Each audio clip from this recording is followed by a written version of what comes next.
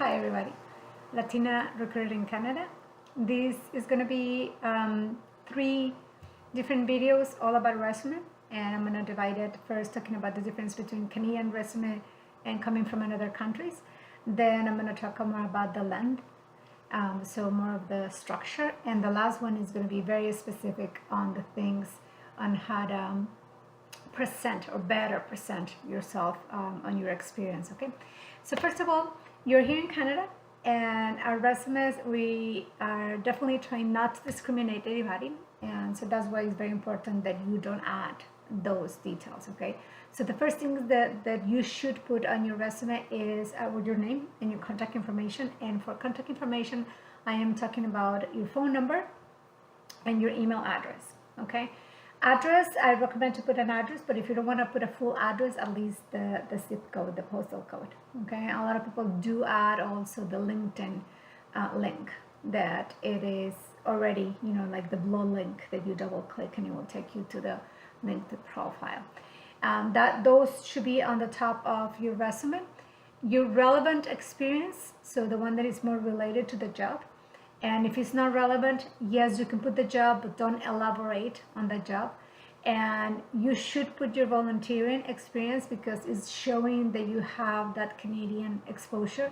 And as I said, and I mentioned on my volunteering video, it is very important, right? Because you're starting to learn the culture. That means that you have good English to work, and that you have that exposure. And then you need to talk about, accomplishments about work and try to quantify. But I will talk more about that on the third video. Okay. And the things that you should definitely not include is your age. So I recommend to not even put the year you graduated for, like, especially if you have a degree or a diploma right after high school, because we know, the recruiters, the hiring managers, the age that you should be around when you graduate, and then we can count, right, and figure out how old are you. So that's something you should not put.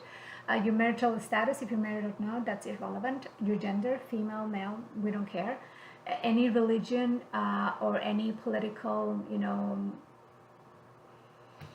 affiliations or associations, even your immigration status, if you are just landed immigrant, or if you have a work visa, that's irrelevant. That you are allowed to work in Canada, yes, you can mention that, but where are you in the process? That's something that you should not include.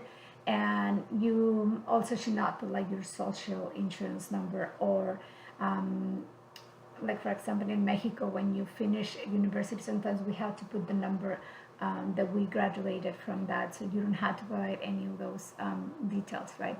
No picture. You should not put a picture of yourself unless you are applying for a job that is, for an actor or a model, right? That a picture is important for the job, but for the rest, no pictures. And then no references about hobbies or salary expectations, unless the job posting says that they would like to know upfront, or this is where they're paying, and on your application you say, okay, I'm okay with that range or with that pay.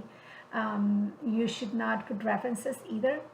You should mention that if they're required, you can provide them, but you should not put, the name and the contact information of your references.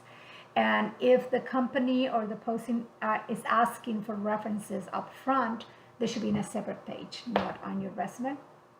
And again, if they're also asking for your salary expectations, it should be probably in the cover letter where you mention that. Okay, so it is very different. We tried very hard not to discriminate, and I should say that it's not that we're trying, we should not discriminate. Is part of the government of Canada, what we promote.